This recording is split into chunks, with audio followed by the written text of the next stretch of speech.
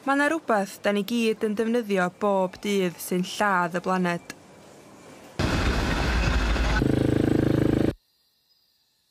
Mari di'n enw I, dwi'n 25 oed ac yn ystod y mywyd I mae Indonesia wedi colli hanner ei choedwi glaw. Llynedd nes I deithio o Gymru i'r wlad I ddod â hanes un olew yn ôl adra. Palm oil, palm oil, palm oil, planigfeydd, palm oil, palm oil.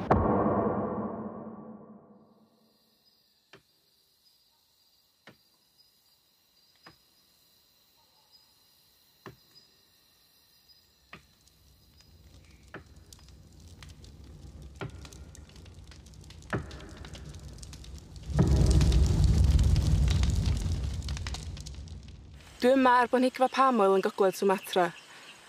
Wan, be ydy palm oil? Mae palm oil yn olew rhad sydd yn cael ei ddefnyddio mewn un o bob 10 peth sydd ar gael yn ein archfarchnadoedd ni adra. So wbath sydd mewn pacad y tebyglrwydd ydy bod yna palm oil yn enw. Da ni'n bita fo bob dydd, da ni'n molchi efo fo, da ni'n llenwi'n ceir efo fo os da chi'n iwsio biofuel. Mae o'n shampoos ni, yn pastannad ni, yn cacena ni, yn biscuits ni. Y rheswm I fod ydy gan mi fod yn olew rhad I cwmnïau mawr. Ar lebal bwyd, mae'n rhaid iddyn nhw ddeud fo na palm oil yn efo. Ond, ar bob dim arall, mae'n cael ei guddio o dan lwyth o enwau cemegol.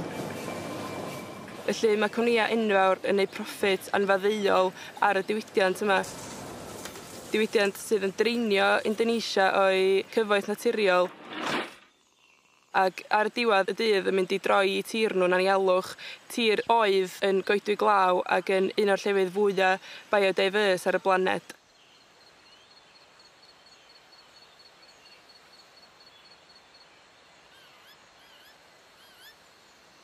Dwi'n sefyll yma ar blanhigfa palm oil a o mlaen I mae'r Parc Cenedlaethol yn dechrau.